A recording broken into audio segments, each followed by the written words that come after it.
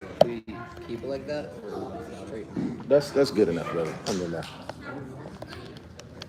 That's more than enough, inshallah. طيب, so let's see here. This. وعليكم السلام. نبدأ الآن إن شاء الله. بسم الله الرحمن الرحيم. الحمد لله والصلاة والسلام على أشرف الأنبياء والمرسلين نبينا محمد عليه أفضل الصلاة وتم التسليم وعلى آله الطاهرين وعلى أصحابه الطيبين ومن استنى بسنتهم إلى يوم الدين ثم أما بعد. We begin as we should and as we do all things with the name of Allah, the most beneficent and the especially merciful, and we ask Him and Him alone to send His peace, to send His blessings, His tranquility, His harmony, and His love upon our dear and beloved Prophet Muhammad sallallahu alaihi wasallam, upon his family, his good companions, and all of those who would attempt to follow in our footsteps until the day that we meet our Creator. Allahumma ameen. So as to what follows. So inshallah, alhamdulillah, we're going to be covering hadith number 27 from the 40 hadith of Imam al-Nawawi, bidnillahi ta'ala. And as we've mentioned before, this very important work by the Imam, rahimahullah, wherein he mentions in the introduction that this collection of statements of the Prophet Muhammad sallallahu alaihi wasallam are for anybody who wishes to reach Allah subhanahu wa ta'ala in the hereafter. If that's their ultimate goal, then they should be familiar with these ahadith, right? Again, just to show overall how important the short compilation is, right? In spite of there being a small number of ahadith, but that they're extremely important. That the Shaykh rahimahullah went through a great deal of diligency in choosing and picking these ahadith. And the hadith that we're going to be covering today is no exception. And inshallah, we're going to have a twofer. There's actually, today is supposed to be one hadith, but in it, Imam al-Nawawi rahimahullah, he actually mentions two ahadith in it. But they're so closely related and along the same lines, that's why he brings them at one time. So, the first hadith here, inshallah, and for the sake of brevity and time, I'm going to just go ahead and read it. But it is قال المصنف رحمه الله نفعنا وإياه بعلمه في الدارين اللهم آمين عن نواس ابن سمعان رضي الله تعالى عنه عن النبي صلى الله عليه وآله وسلم قال البر حسن الخلق والإثم ما حاك في صدرك وكرهت أن يطلع عليه الناس رواه مسلم. وعن وابصة ابن معبد رضي الله عنه قال أتيت رسول الله صلى الله عليه وآله وسلم فقال جئت تسأل عن البر فقلت نعم فقال استفت قلبك البر ما اطمأنت إليه النفس واطمأن إليه القلب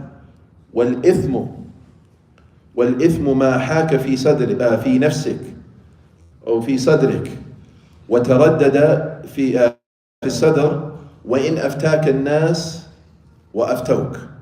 حديث حسن رويناه في مسندي الإمامين أحمد بن حنبل والدارمي بإسناد حسن. And the meaning or the translation of this hadith is on the authority of Nawas ibn Sam'an radiallahu anhu, that the Prophet, peace be upon him, said, righteousness is good character. Righteousness is good character, or the essence, the zubda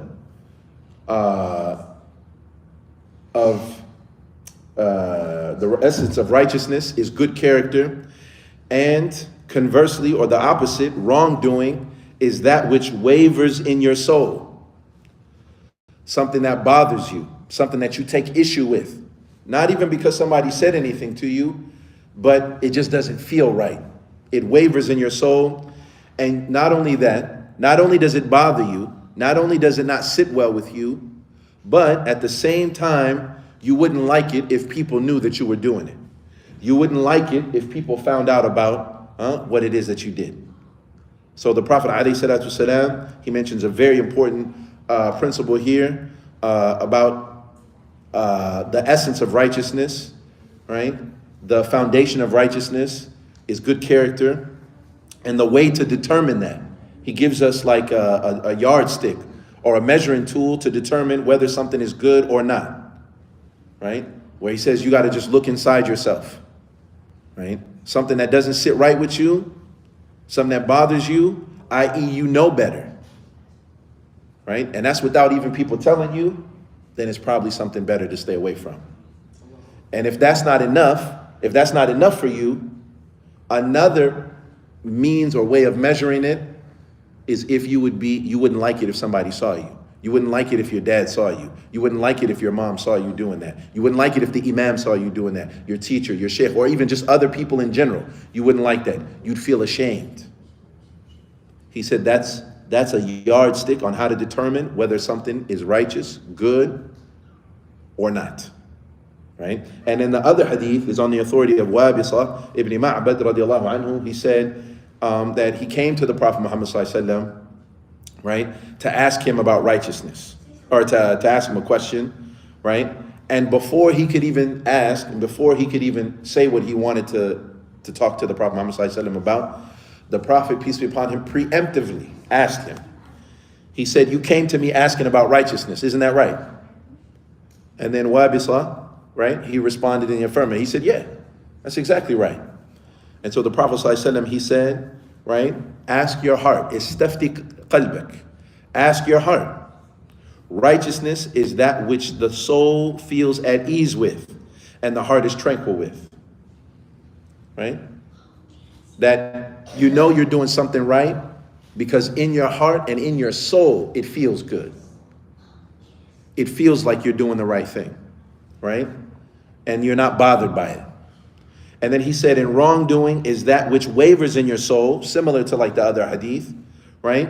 And it causes an uneasiness in your chest, even though people have repeatedly given you their legal opinion or verdict on that. They've given you a fatwa. They said it was okay. But even though they said it was okay for you personally, you're like, you know what? It still don't feel right to me.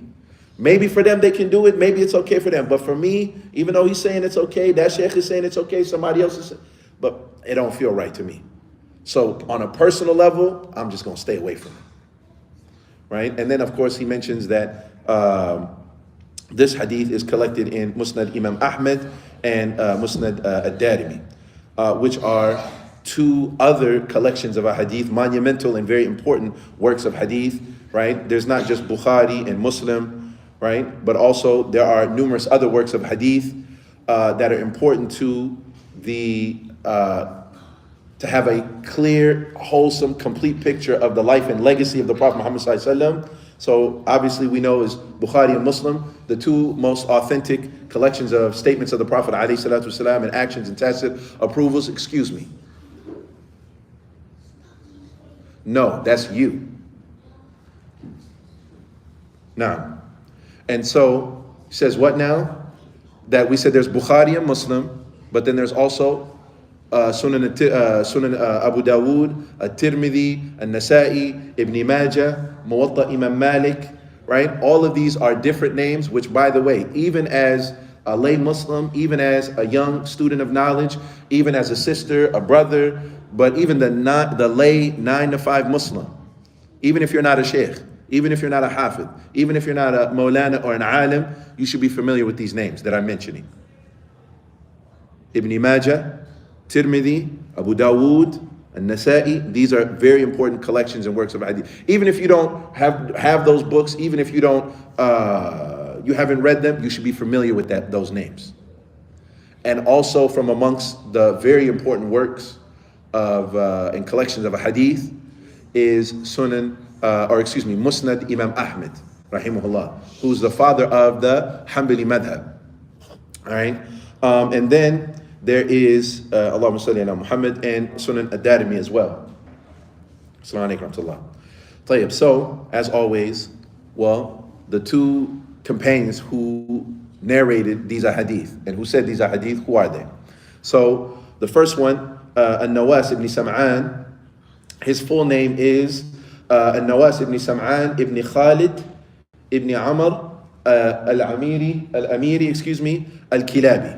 All right. Anyways, he came from Sham, which is the Levant, which would mean that would mean Syria, Jordan, Palestine.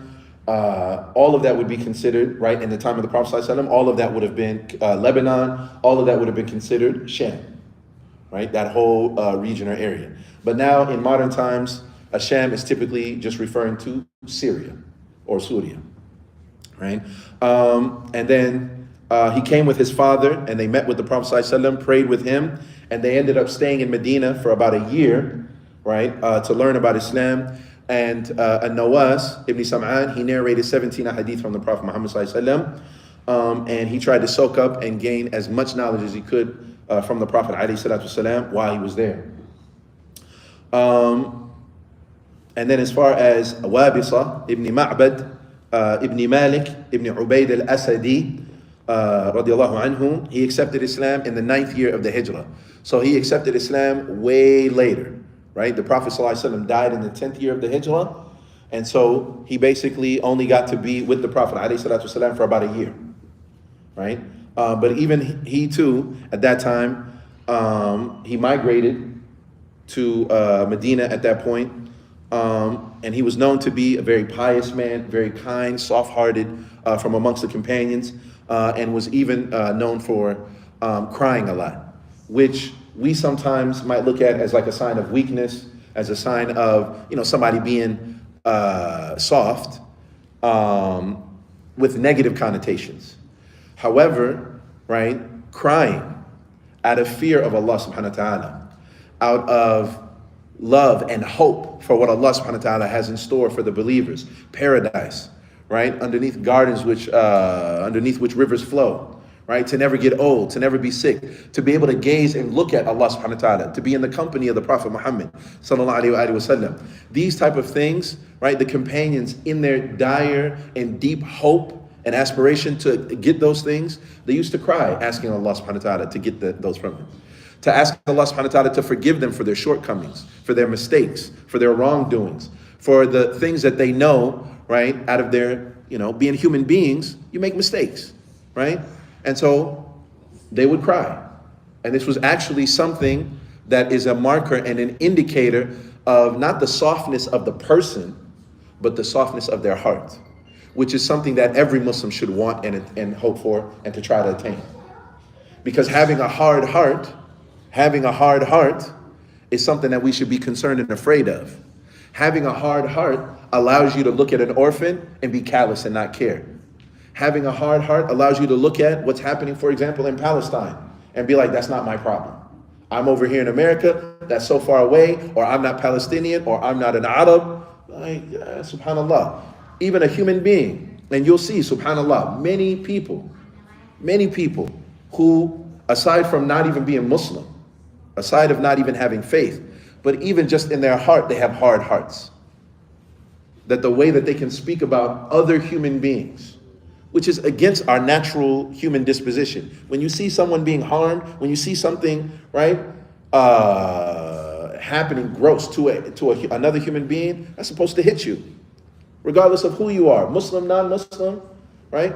But it's in having a hard heart that turns somebody callous, where they don't care, or they turn a blind eye, or they actually encourage the continuation of some type of oppression, some type of hardship, some type of harm. So similarly for you, you might be like, well, I'm 12 years old, I'm 10 years old. What that got to do with me? If you see your friend hurt and you laugh at it, you see somebody who, right, gets harmed, right? Like a friend of yours. How often does that happen? Where somebody gets hurt or somebody's embarrassed, right? And instead of having compassion and caring for them and thinking to myself, man, I wouldn't like it if people were laughing at me, making fun of me. Instead, they have a hard heart and they join in and laugh too and make fun of that person too. And even when you see them crying or you see them down and you see them feeling bad and you keep poking at it anyways. That's the sign of somebody, even at a young age, that they're starting to go in a direction of having what? A hard heart. Wa'iyadu billah. May Allah protect us from this. And this is something that we should never want. طيب. At any rate, and Wabisa ibn Ma'bad, he accepted Islam in the 9th year. We said that already. He was known to be kind. He narrated 11 hadith from the Prophet Muhammad sallallahu alaihi wasallam. Now, as far as the hadith itself, right? Now, why is it important? Or what's the significance of this hadith? The importance of this hadith is that in spite of how small it is, in spite of its brevity, it is very comprehensive. And we learn principles that we can use in so many different scenarios and situations. You know, if you were to ask a sheikh, is this meat, for example, is this kind of meat halal? And the sheikh, he says, it's halal, it's okay. Okay, now you're familiar with this one kind of meat. But if there's another kind of meat, you got to come back and ask the sheikh again. What about this meat, sheikh? Or what about this drink? There's not, but if he just says yes or no, halal, haram, you haven't been given a principle for you to be able now to be empowered and to think for yourself. Right? But the Prophet ﷺ here, now, when he speaks to Nawas ibn Sam'an or Wabisa ibn Ma'bad, not only does he tell them this is good and this is bad, but he gives them a tool, he gives them a principle where now, anytime they come across something, they apply that. And so now from them learning this one principle, they're able to apply to 1,000 different things. Does that make sense? It's almost like in math when you learn a formula, right? And that one formula, you can apply it to an endless number of problems. An endless number of, right? Different problems. When you learn a formula and you learn the right one. Does that make sense, y'all? Tayyib. So similarly here, the Prophet ﷺ, and that's what makes these hadith so important and so significant. Because they're golden root. MashaAllah. MashaAllah, so happy to see his sister. But they're golden rules to live by. And that's the point here. And subhanAllah, not only this, but the Prophet ﷺ, aside from giving them principles to live by, and so now they're empowered, right, to make decisions on their own in light of what the Prophet ﷺ taught them. They also are taught like what is the essence of what is righteousness and its opposite, right? What is the essence of righteousness and what are the essence of sins in just a few words, right? And so what we're going to be learning in this hadith is righteousness versus sins or haram or what's wrong. But then also, what is al-birr? Because the word that's used in the hadith is al-birr. So what is that? And what does it mean? And then also, what is ashar? What is evil? What is bad? Now.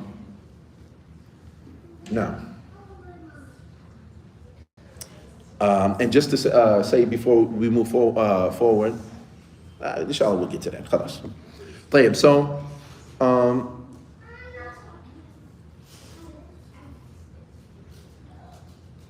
so the Prophet ﷺ, he mentions righteousness is in good character, right? And wrongdoing is that which wavers in your soul and that which you dislike people finding out about. So first and foremost, the Prophet ﷺ gives us a definition or defines what is righteousness. And he says that it's good character. Now, here's a question. Here's a question for y'all. Does that mean that righteousness is only good character and you don't have to do anything else? As long as I have good character and I'm nice to people and I'm kind to people and I have good dealings with people, good character. Does that mean I don't have to do anything else for Islam? No? Yes? So which one? Yes or no, y'all? How about this? Those of you who say, khalas, yes, as long as I'm a good person, I'm nice to people, I'm kind to people, respectful to people, khalas, I don't have to do anything else in Islam. Right? Because the Prophet ﷺ, he said, righteousness is good character. So khalas, if you say yes, I don't have to do anything else, I just got to be good with people, raise your hand. If you say yes. Okay, so we got one. Anybody else? Tayyib. Okay. The other side is what? Righteousness is good character, and that just means it's really important, but you still got to do other stuff in Islam too. If you agree with that, then raise your hand. So I got to be good to people, and I still got to fast, and I still got to pray. Is that what you're saying? I still got to fast and pray, y'all? Yeah? I still have to listen to my parents. I still gotta make hajj. I still gotta zikr, etc. Read Quran. I still gotta do all that stuff. Okay, so then why does he say that? What does that mean? That righteousness is good character. I mean, because that's what it said, and it could be understood that way. What does that mean then? I'm asking you all. What did the Prophet ﷺ mean then? Because if you look at it, in that part, did he mention anything about salah? Hajj? Jihad? Seeking knowledge? Being good to your parents? Did he mention any of those things? It just says what? Righteousness is good character. That's it. Huh? Yes, sir.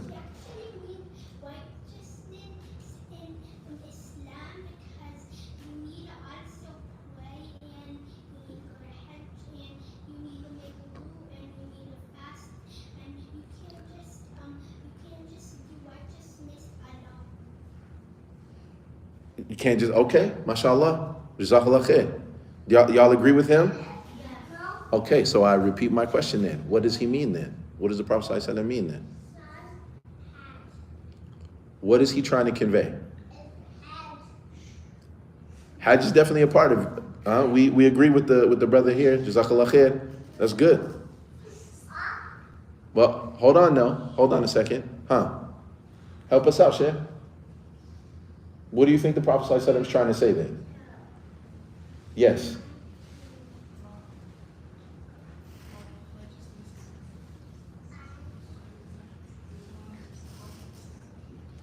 Righteousness is one of the key parts of Islam. I like that. MashaAllah. What do you say, brother?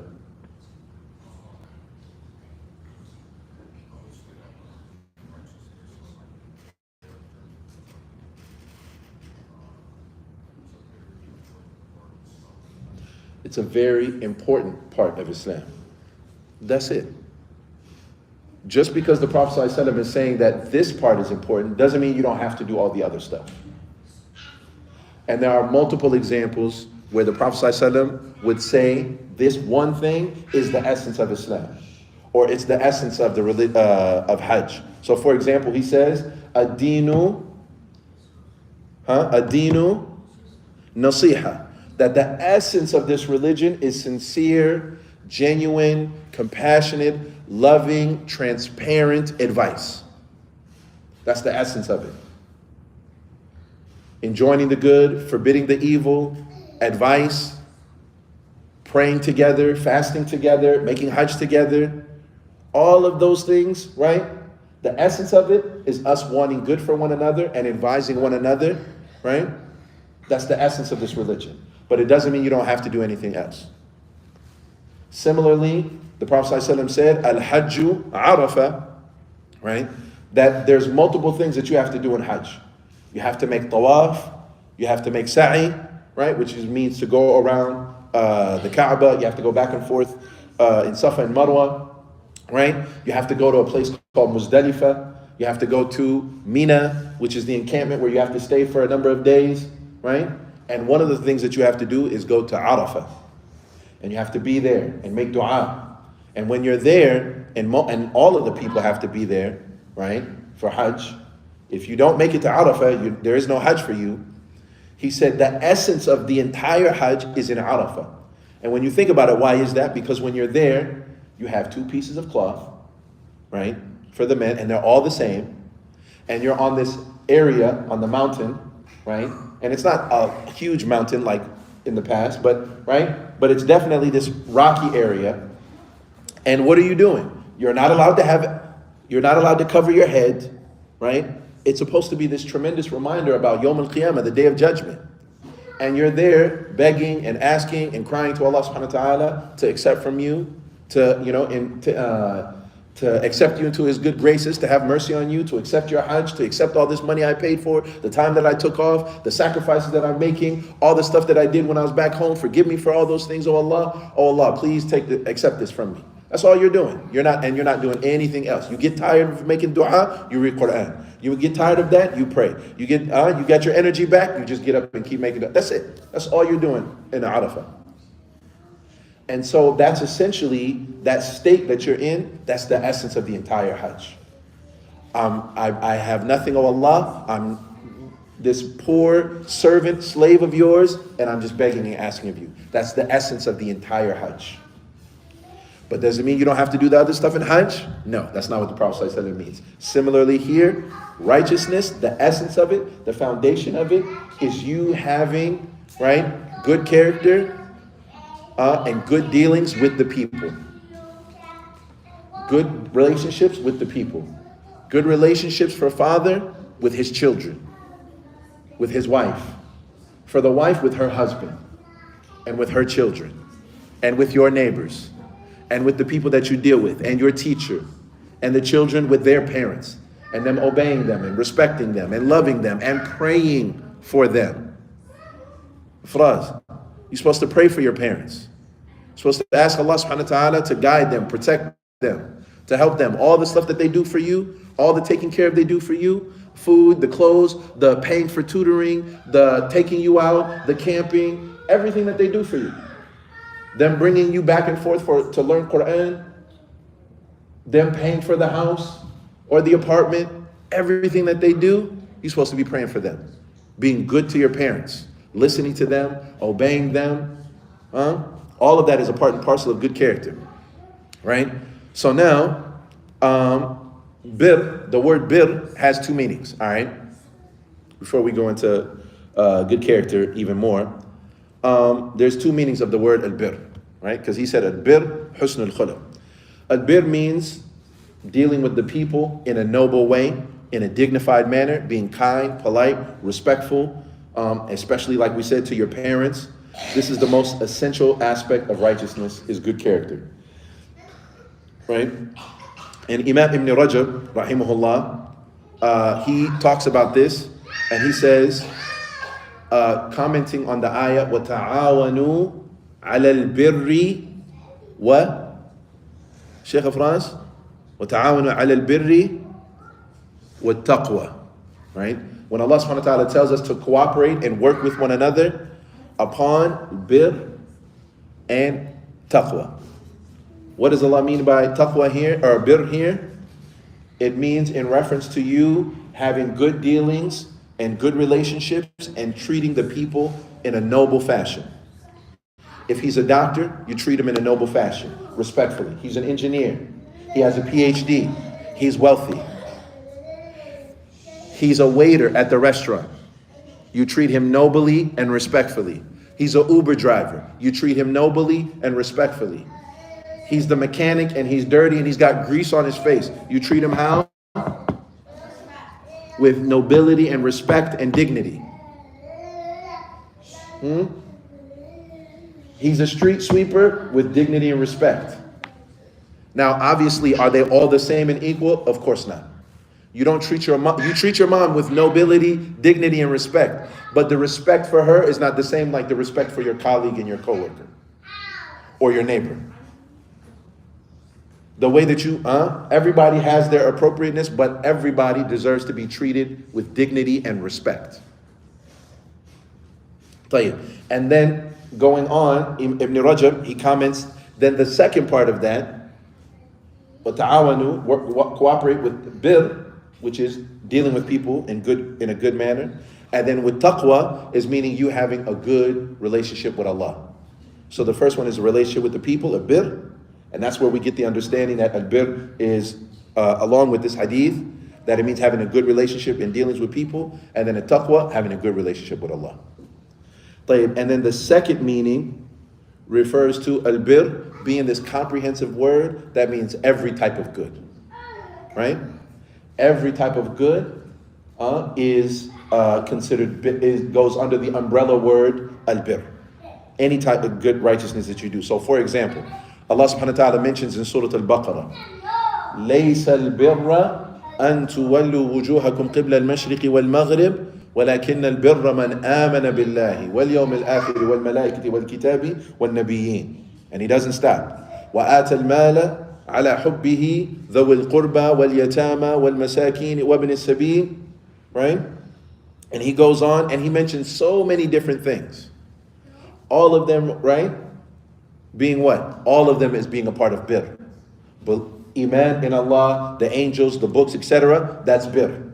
Giving charity to the poor, to the orphan, to the people who ask, to the one who's in bondage and he's trying to buy his freedom, giving to them, right? And then those who they keep their promises, they are resolute even in hard times and in good times, right? All of that is considered what? Al-bir. The point here is what? That bir is any type of goodness. So can y'all give me some examples of bir? I need y'all to give me. So Sheikh, go ahead. Give me an example of bir.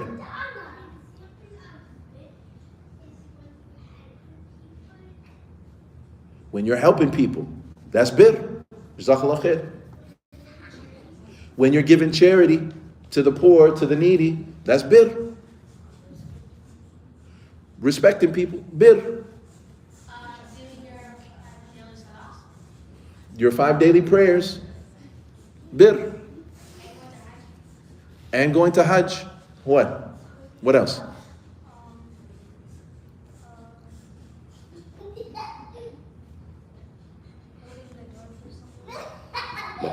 Holding the door for somebody. Okay, khalas. Especially if they're older, out of respect for your elders. Now, what else, Sheikh? What's another example of bir? She already said charity. Give us another one. Huh? You got to speak up. Akhi. This man, he's got a lot of energy. Come on now. You got to have some more energy than this little dude. Zakat is another form of charity.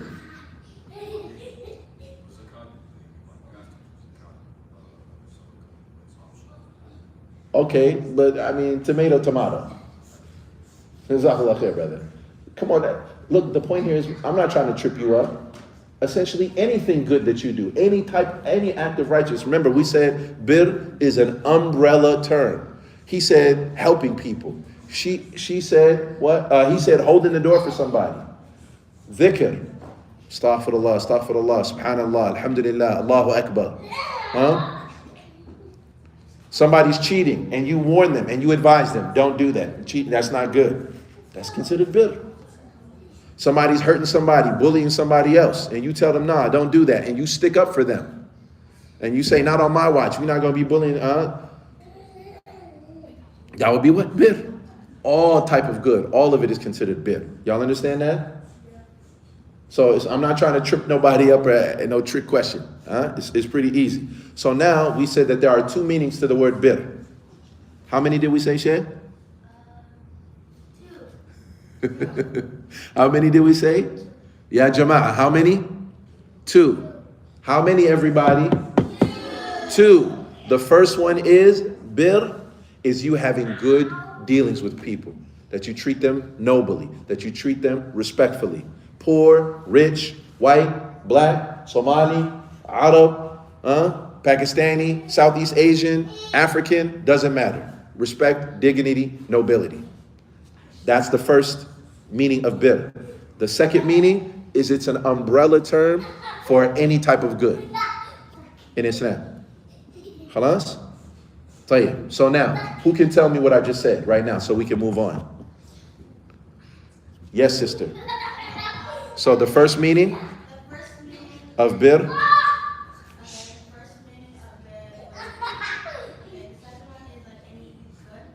any type of good.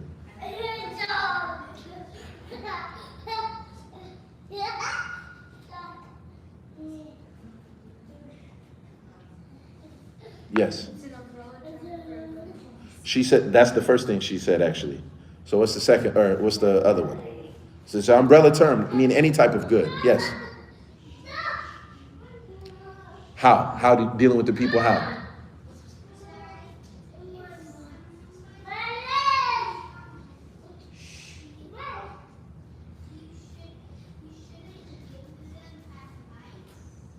You should give people advice? You should not give people. We sure about that? Don't give people advice? No. Assalamu alaikum. Whose little man is that? Does your brother? Tayyib. Do you want to maybe help your brother out? Maybe get him, inshallah? Jazakallah khair. No, you don't have to grab.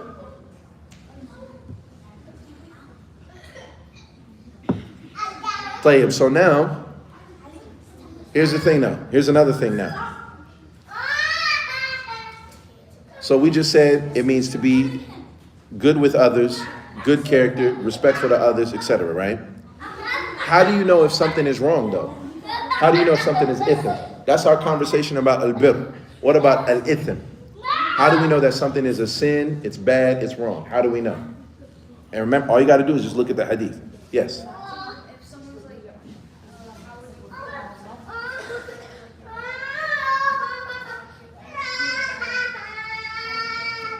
Now, so, essentially, listen, if you're about to do something, if your friends say, come on, let's go over here, let's go do this thing.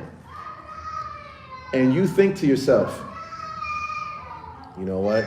My dad probably wouldn't want me doing this. If you think to yourself, you know what? Hoya wouldn't want me doing this. That's, Or even if you're not sure, but you know for yourself, you wouldn't want them seeing you do it. I'll give you a perfect example. Happens all the time. So, some of y'all might know I'm a teacher, all right? And by teacher, I mean like not just teaching at the masjid. I'm a licensed teacher. I teach in schools, all right? And one thing that happens all the time, and I work with kids ranging from 6th grade all the way up to 12th grade, all right?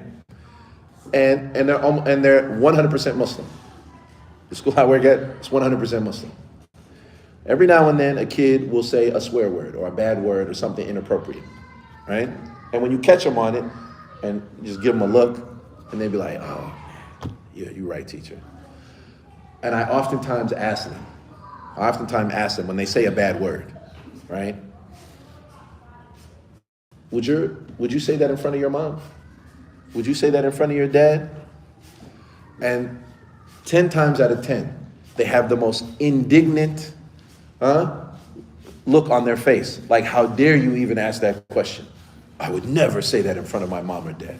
Astaghfirullah. A'udhu billah. I said, okay.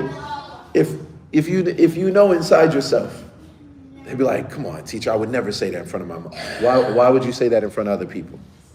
That should be a marker and a tool and a measure for you. I probably shouldn't say that in the first place then. Y'all understand that? And then similarly, that example, you take that and you apply it to anything else. You take it to anything else. You're at home, watching TV. Mom and dad left to the store. Something comes on the TV. And as it's on the TV, you didn't turn it to that channel. It was on there. You was watching and it just came on. If you do like this,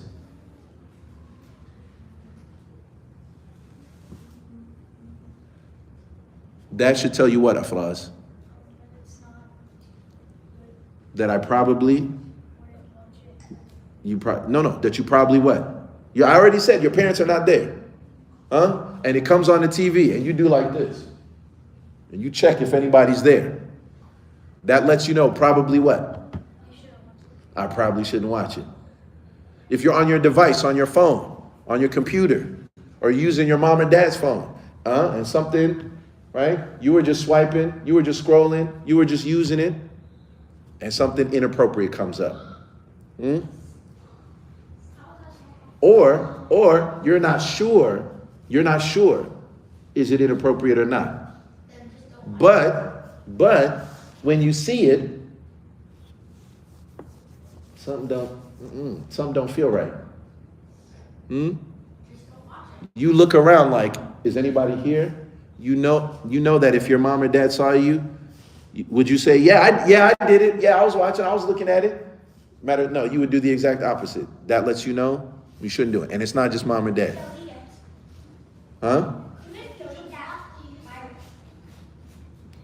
Hopefully. But y'all understand, yeah?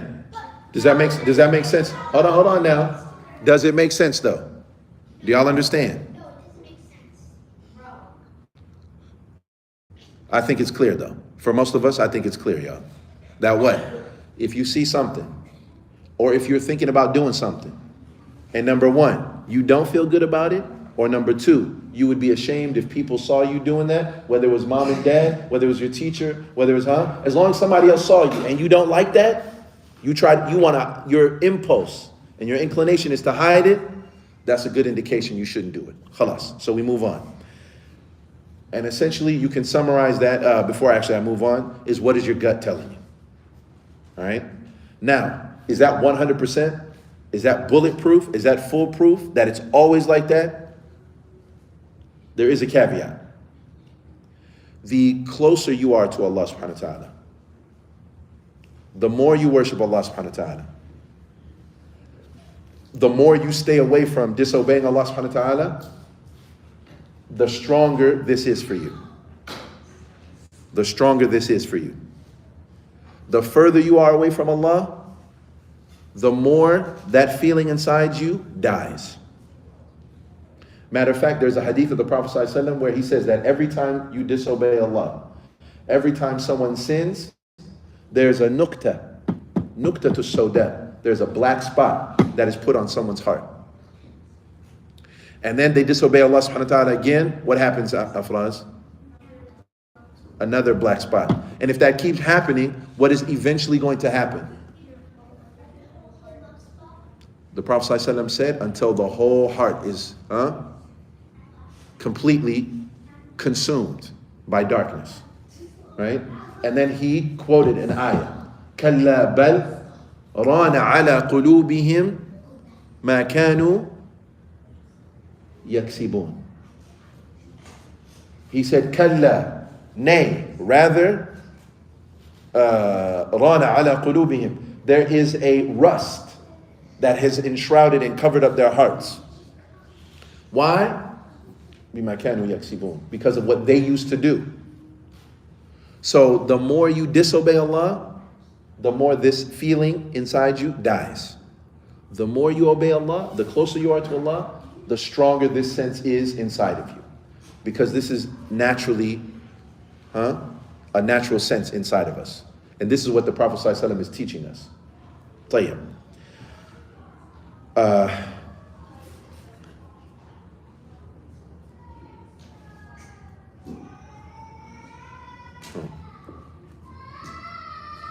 Hold on, can y'all see that? Bismillah. There we go.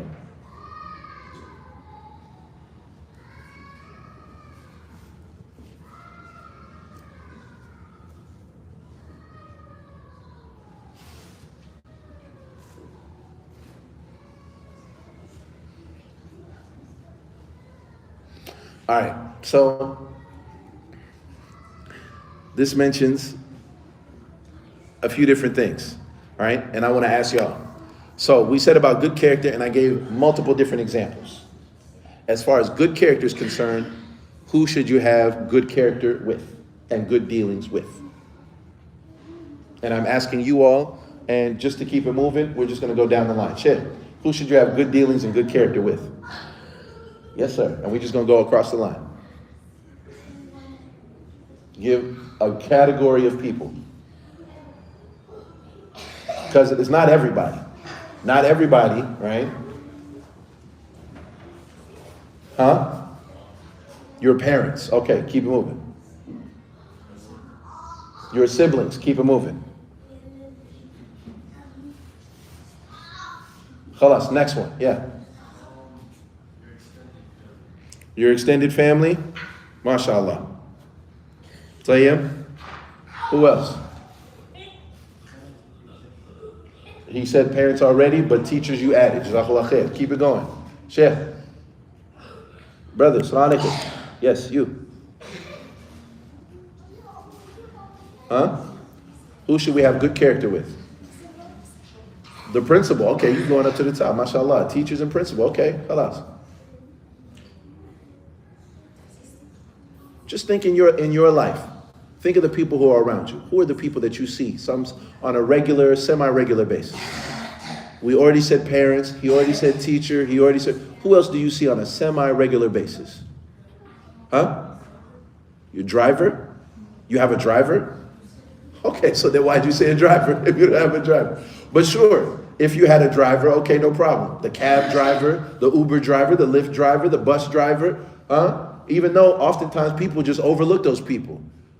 People overlook them oftentimes because they're doing a type of service and they look at it as like being a lowly service. You just driving me around. Be quiet and just get me where I need to go to. Even them, you be respectful to them. Khalas, okay, we'll take it. Ayat? Your friends. Something that I've observed in some friend circles, and this is something especially in the school, some of the schools that I've taught at, a odd phenomena. When I was growing up, when you were with your friends, you boosted them up, right? You'd be happy to see your friends. Hey, what's up? How you doing? What's going on? Da, da, da, da. Did you see the game? This and this and that. Oh, and you would, right? But subhanAllah, there are a number of people, and I'm talking about young Muslims who, and not all of them, but some of them who do the opposite. They like mock and make fun of their hair and make fun of their clothes. And you got cheap clothes, and you got a bad haircut, and you got like this, and they like constantly pick and poke and prod and make fun of. But if you were to ask them, are they friends? Or if it was lunchtime, they're gonna race to go sit next to each other, and they would say, of course we're friends, but they don't treat each other like that. Which, by the way, is contrary to Islam. So absolutely, you should have good character with your friends. Now, we already said siblings. Who else? Just think of the people that are, who's around you? Cousins. Aside from family. And aside from people at school, who are the people around you that you see them on a semi-regular basis? People. If not your family, if not your teachers, who else? A backpack's not a person, unless we were watching Dora. Hold on a second. Your neighbors. Jazakallah khair. That's exactly what I was looking for. Yes. So, but y'all see, the brother, yes, he said everybody, but I want y'all to have it crystal clear in your minds. These are all different types of people that you come across. And here's the thing. Are all of your neighbors Muslim? But should you still deal with them with respect and dignity? When you go to school, is everybody your friend at the school? No. But should you still deal with them respectfully? Yes. Should you still deal with people in a noble fashion? Yeah. Even, and in Islam, even our enemies, even if it's combatants, even if it was fighting, even them, there's a certain level, right, per their station that even they're afforded. For example, when the Sahaba, when they were fighting, right, the non-Muslims were mutilating, meaning cutting up the bodies of the deceased. And some of the companions, they wanted to do the same in retribution. Please get him away from the court there. You want to be careful. Now, and the Prophet ﷺ, he forbade this. Even they're the enemy and they're deceased. They're not even alive. They don't even respect for them even while they're deceased. There's a certain level of respect and nobility in how you deal with people, even the enemy. And this is what Islam teaches us, right? And that's what it means that, look, it spreads everywhere in your life. If you notice, family, friends, neighbors, teachers, that touches every aspect and everywhere you go in your life. Hence why good character, stay away from me, back up, right? Is what? Is the foundation or the essence of the religion. And the essence of righteousness. Tayyib. And just to be clear, this also extends to, right, even animals. It's haram to be cruel or mean to animals.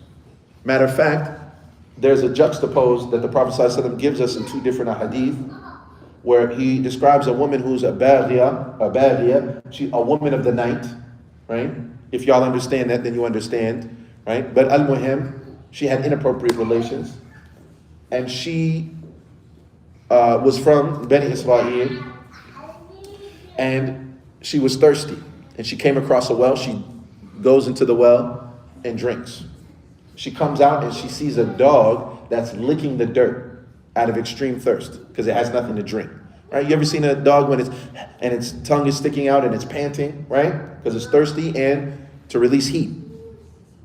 She goes back in the well. She gets water and she gives to this dog. There's no social media.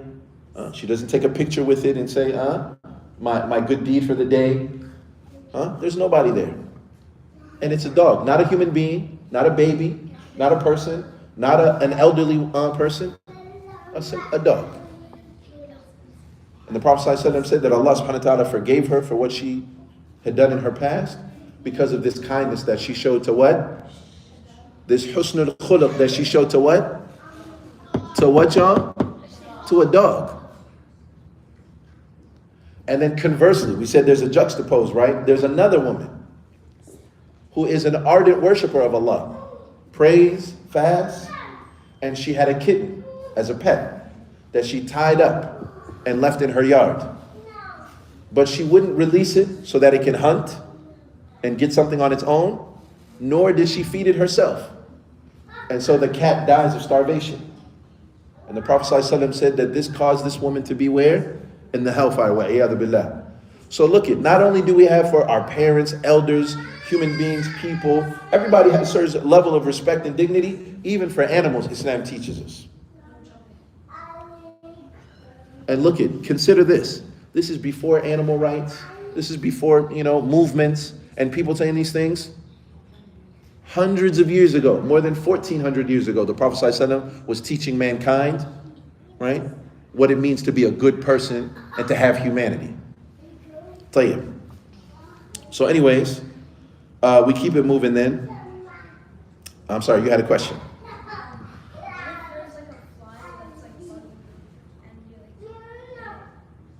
Is that an animal? No. I'm sure you taking science class. That's not designated as an animal. That's a what? That's an insect. All right? Now that's different. Now, right? Yeah. You shouldn't, because it's bothering you, because it's doing something that's harming you in some way, right? Then you having to remove that harm, that's okay. But should I go out of my way, get a magnifying glass, and burn ants outside? You ever seen it or heard of kids doing that or seen that? There was something back in the day, a long time ago, right? Some kids, they used to do that. They're like, because the magnifying glass, right, you can focus sunlight and it becomes hot sometimes. Or you'll see some kids who, crush bugs just because. You don't need to do that. Even in the Quran, when Sulaiman and his army, when he was oncoming, right? And the ants were, they see the army coming and they say, hurry up and get out of the way. Sulaiman and his army's coming and they're not going to know, right? So even to insects, akhi, right? Showing kindness to them, as long as they're not bothering you, right? So if you're outside and you're walking, you can avoid it, why not? But if there's a spider in your house and it can bite you and hurt you and harm you, that's something different. Make sense? Khalas. طيب, so now we move on to the next hadith, the second hadith, which was narrated by Wabisa ibn Ma'bad, right? So he came to the Prophet ﷺ and preemptively, before he could say anything, the Prophet ﷺ says to him, you come to me asking about righteousness, right? And he says, yes. And the Prophet ﷺ, similarly how he answered Nawaz, he gives principles for Wabisa so that not only can he deal with something in front of him right then and there, but for later on that he could use principles. Now, and he says what?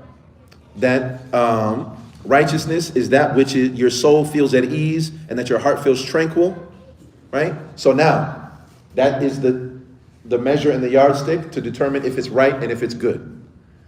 If it settles well with you and your heart is okay with it, that's a good deed.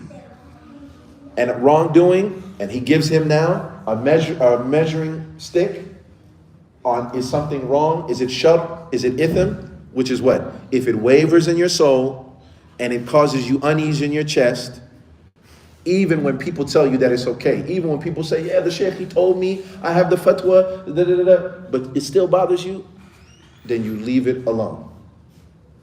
Now, and this is important because, brother, Assalamu alaikum, Sheikh, Assalamu alaikum, Ustad, this is important for you to understand and take in. Because you have to listen to yourself. Sometimes there's not going to be a sheikh there. Sometimes your mom or dad's not going to be there. There's going to come a point, Afrans, where you yourself, you got to make a decision. There's something there in front of you, do it or don't do it. And you don't have nobody to ask. Well, what do I got to do? Stafti qalbak. Right? Does that make sense, y'all? And wrongdoing, right? Same thing. You listen to yourself. Now, this is, of course, someone who is close to Allah subhanahu wa ta'ala. And I'm sorry, one second. Now, Ustad, Assalamu alaikum. You're going to have to turn that off. Right? That's something that the closer you are to Allah subhanahu wa ta'ala, again, the stronger the sense is. But essentially what Islam is teaching us here, essentially what the Prophet ﷺ is teaching you and I here, is you have common sense. Use your common sense. Even when sometimes other people are telling you, even when it seems like everybody else is doing it, use your common sense. Don't be a sheeple. Islam doesn't tell you don't use your brain. Islam doesn't tell you don't use your senses. Right? The Prophet ﷺ, he said, "Inna al-halala bayyin, wa inna al-harama bayyin." What is halal, it's clear. And what's haram is also clear. Right? And also Allah subhanahu wa ta'ala says, قَدْ تَبَيَّنَ الرُّشْدَ مِنَ الْغَيْ. That which is right, straight, and true, right, is clear from what is wrong and what is falsehood. No? But that sense, you need to develop that and cultivate that. By obeying Allah subhanahu wa ta'ala, by sticking close to Him. The more you do that, the more you'll be on that. The more you get away from that, the more that this will become weaker and things become confused and I'm not sure, I'm not really clear. Is this okay? It's not okay. Allah subhanahu wa ta'ala says, when you obey Him, سَيَجْعَلْ لَكُمْ فُرْقَانًا. He will make you be able to distinguish with what is right and what is wrong. Now, Tayyib, yes?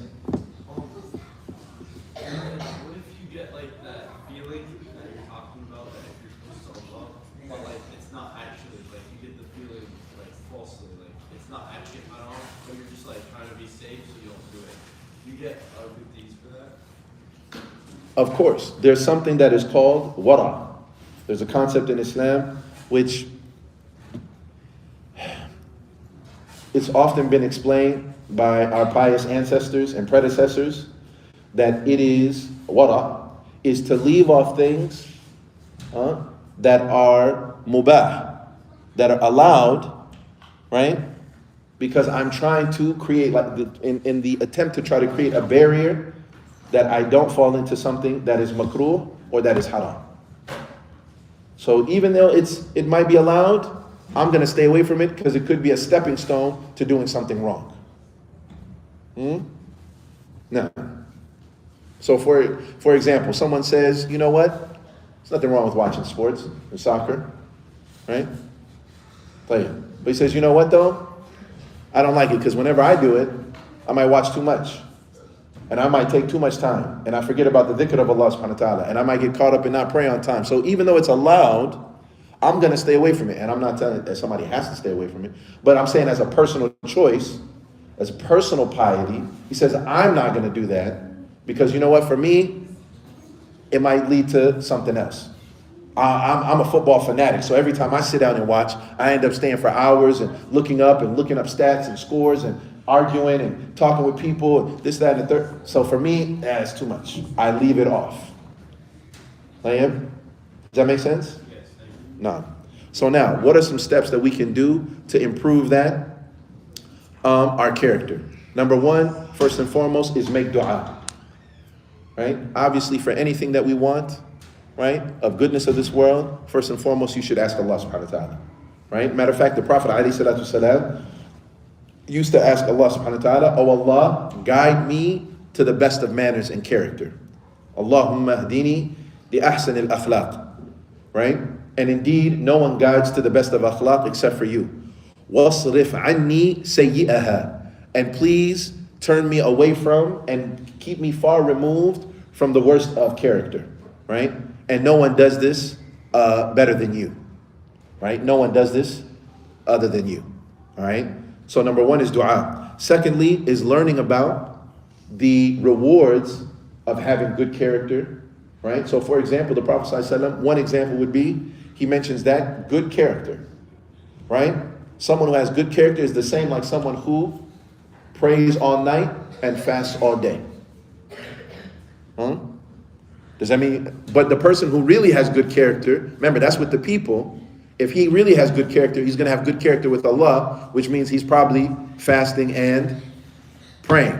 Because he doesn't just give people their rights, he gives Allah subhanahu wa ta'ala his rights. Does that make sense, y'all? Yes, no? Does that make sense, y'all? Tayyib. Thirdly, having good company. This cannot be overstated. Having good company, afraz, is extremely important. Having good friends who do good things, who spend their time doing good things, who talk about good things. This is extremely important. You can't say, I'm good, I'm righteous, but my friends, they do whatever, but that's not me, so it's okay. No, right? There's an expression, birds of a feather flock together. Tayyib. Last two, having aspirations to be like Prophet Muhammad ﷺ, right? And this is something that we have to bring back. Allah subhanahu wa ta'ala says, لَقَدْ كَانَ لَكُمْ فِي رَسُولِ اللَّهِ أُسْوَةٌ حَسَنَةٌ. That you have the most excellent of examples in the character of the Prophet Muhammad ﷺ.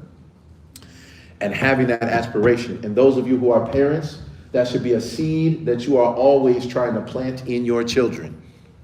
Reminding them and telling them. Whenever you tell them to do something good, you should connect it to Islam and Allah and the Prophet Muhammad ﷺ. Son, don't take this. Why? Because Allah subhanahu wa ta'ala is watching you. I might be at work, son. I might be at work, daughter. But Allah sees you. And you're planting that seed inside them. We should do this. We don't lie. Muslims don't lie. Why? Because the Prophet ﷺ doesn't lie. And don't we want to be like the Prophet Muhammad ﷺ? Yes, Baba, we want to be like the Prophet Muhammad ﷺ. You plant that in your children, right? But you have to do that explicitly.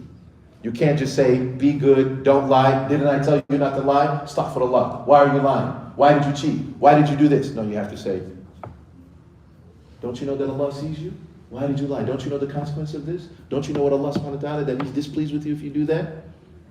Connect them to Allah subhanahu wa ta'ala. And then lastly, and have them have aspirations to be like the Prophet sallallahu alaihi wasallam. And lastly, practice. Right? What's the expression? Practice makes? Oh, y'all never heard before? Practice makes? No. Practice makes permanent. Practice makes a habit. The Prophet ﷺ, he said, Al-hilmu bit-tahallum. Being forbearance, how do you get it? By being forbearing. Meaning that something happens, something went wrong, something went sideways, something did something you didn't like, and you bore it with patience. You didn't start yelling, cursing, arguing, fighting. You had forbearance. You have to go through certain things where you're forbearing in order to make that a habit. Similarly, in order for you to what? To have good character, you're going to have to practice. And practice makes habit.